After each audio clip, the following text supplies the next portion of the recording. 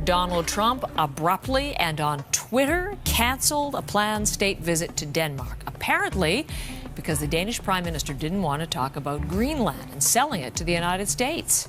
Over to Europe now, where Denmark's Prime Minister Mette Frederiksen has been racing across the continent, trying to shore up support from allies. That following Donald Trump's repeated threats over Greenland. In the frosty expanse of the Arctic, where icebergs drift and the aurora dances, a geopolitical drama unfolded in 2025 that captivated the world. At its heart was Greenland, a semi-autonomous territory of Denmark, suddenly thrust into the spotlight of international intrigue.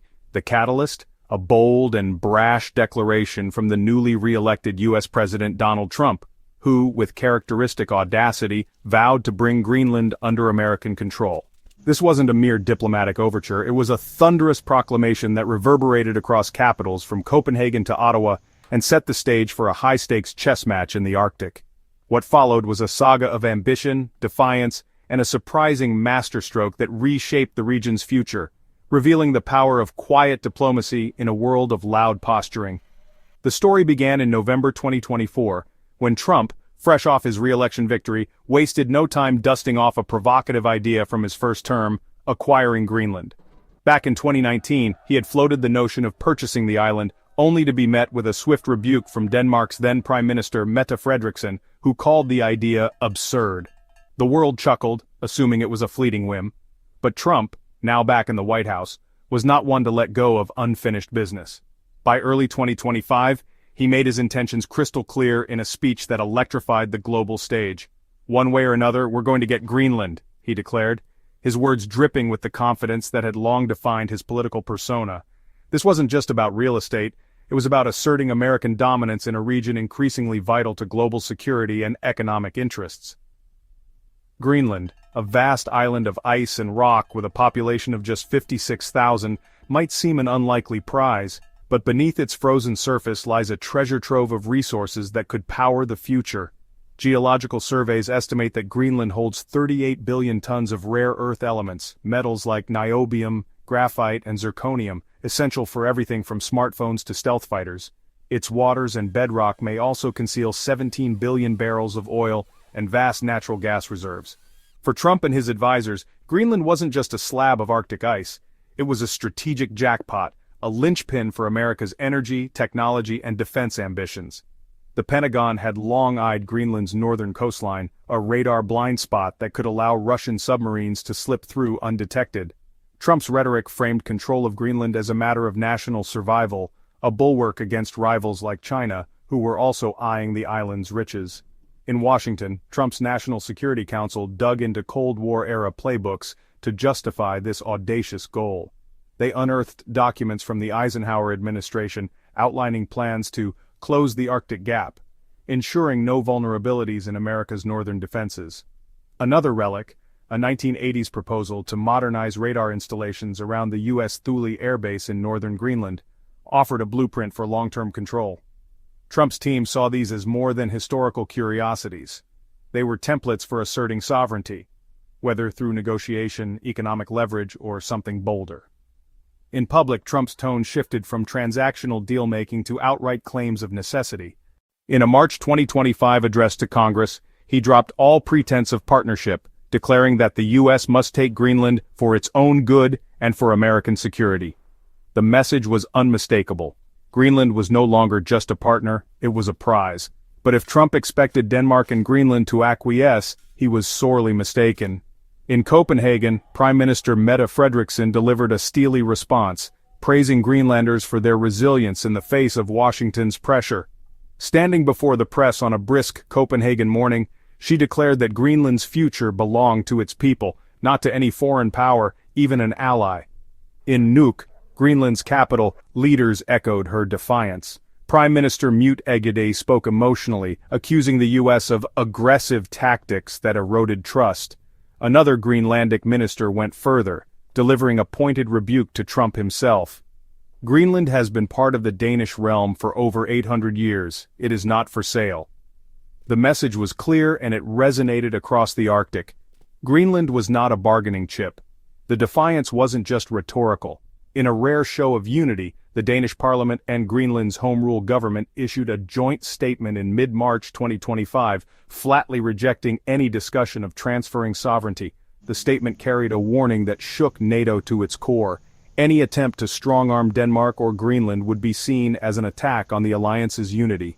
For a tiny Arctic community and a mid-sized European nation to stand so firmly against a superpower was unprecedented.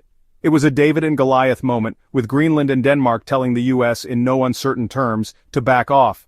The ripples of this standoff spread quickly, exposing fault lines within NATO. Norway, an Arctic nation and staunch ally of Denmark, threw its weight behind Copenhagen and Nuuk. Norwegian leaders declared that any pressure on Danish sovereignty was an attack on the entire alliance, quietly sharing intelligence with Denmark to prepare for any escalation. Poland, typically aligned with U.S. interests due to its reliance on American military support, opted for silence, wary of jeopardizing tensions with Washington. Canada, however, took a bolder stance. As a fellow Arctic nation with its own northern territories, Canada was acutely aware of the precedent a U.S. takeover of Greenland could set. Ottawa issued a carefully worded but unmistakable warning against resource-based coercion, signaling its disapproval of Trump's approach. France, though not an Arctic power, made one of the most striking moves.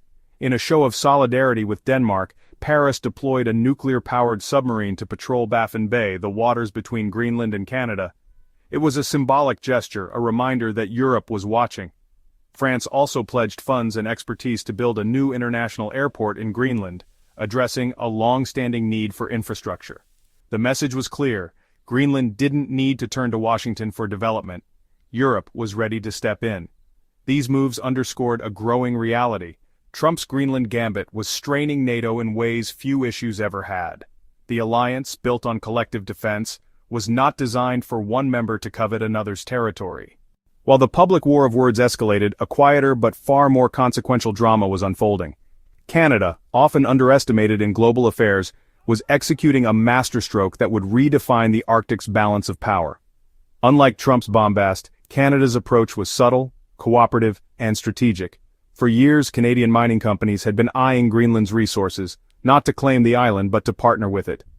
By early 2025, these efforts culminated in a $3 billion series of agreements that gave Canada and its European allies a major stake in Greenland's future, effectively sidelining the U.S. The cornerstone of this strategy was a partnership between Greenland Resources Inc., a Canadian firm, and the European Investment Bank's climate-focused Green Fund, backed by Denmark's Export Credit Agency. In late 2024, Greenland Resources secured a 30-year mining license for a molybdenum deposit in Greenland, a metal critical for strengthening steel used in everything from skyscrapers to wind turbines. By March 2025, the deal was finalized, ensuring that Greenland's minerals would flow to Europe's industrial supply chains, not America's. Another Canadian firm, Amaroq Minerals, pulled off a similar coup, raising £60 million to revive a gold mine in southern Greenland. The funding came from an international coalition, including Denmark's State Investment Fund, Norway's Sovereign Wealth Fund, and even American investors, ironically undercutting Trump's ambitions with U.S. capital. These deals were a game-changer. While Trump's rhetoric focused on ownership, Canada offered Greenland what it truly wanted: investment, infrastructure, and autonomy. Greenland's leaders had long emphasized the need for economic development to reduce reliance on Denmark's annual grants, which cover half the island's budget. Canada's approach, partnering with Greenland and Europe, aligned perfectly with these goals. The agreements promised jobs, infrastructure, and a share of profits for Greenlanders, with new laws ensuring that mining companies hire locally and invest in communities. A sovereign wealth fund was established to funnel profits into long-term development, fueling dreams of economic independence. For the U.S., the fallout was immediate and painful. Defense contractors like Lockheed Martin and Raytheon, reliant on minerals like molybdenum for advanced weaponry, faced supply chain disruptions. Reports surfaced that Lockheed postponed tests of a hypersonic missile system due to uncertainties over Greenland's resources. High-tech firms, from electric vehicle battery makers to electronics manufacturers, braced for tighter supplies and higher costs. The Inflation Reduction Act, meant to boost U.S. clean energy with domestic or foreign-sourced materials from trusted partners, suddenly faced hurdles as Greenland's minerals flowed to Europe. American clean energy firms, which had banked on Greenland as a potential supplier for EV batteries and wind turbines, now grappled with a tighter market, potentially slowing the green transition that the legislation aimed to accelerate. On Capitol Hill, the political backlash was swift. Senator Lisa Murkowski of Alaska, a Republican with a keen interest in Arctic policy, warned that Trump's aggressive tactics were backfiring. She argued that the U.S. was alienating key allies and risking delicate Arctic ecosystems, pointing to the growing alignment between Denmark, Canada, and the EU. Democratic senators from New England, geographically close to Greenland, proposed a collaborative approach to Arctic development, advocating for partnerships rather than annexation. But their proposal, coming after months of Trump's confrontational rhetoric, landed as too little, too late. Greenland's leaders, burned by Washington's heavy-handedness, were in no mood for belated olive branches. By the summer of 2025, the Arctic landscape had transformed. Greenland, once seen as a passive prize, emerged as a confident player, leveraging its resources to forge partnerships with Canada and Europe. The island's government passed bold legislation to ensure that the resource boom benefited its people, mandating local hiring and community investments. These measures weren't just economic, they were a declaration of agency, a signal that Greenlanders would chart their own course. The dream of independence, long a whisper in Nuuk, grew louder as mining revenues promised to reduce reliance on Danish subsidies. The broader geopolitical implications were profound. Canada's deft maneuvering showed that middle powers could outshine superpowers through cooperation rather than confrontation. Europe's swift alignment with Denmark and Greenland underscored the strength of collective action in the face of overreach. And Greenland itself proved that even a small community could wield outsized influence when holding the right cards. Namely, resources critical to the global economy. For the United States, the episode was a humbling lesson. Throwing its weight around had cost it influence in a region it had long dominated. The Thule Air Base remained a U.S. foothold, and Alaska ensured America's Arctic presence, but the balance had shifted. Washington would need to pivot to a more collaborative approach to regain trust among its allies. This saga, unfolding against the backdrop of a warming Arctic, marked a turning point in global politics. As the ice melts, revealing new opportunities and rivalries, the region is no longer the domain of a single superpower or a handful of giants. The Greenland Gambit of 2024 to 2025 revealed a new dynamic.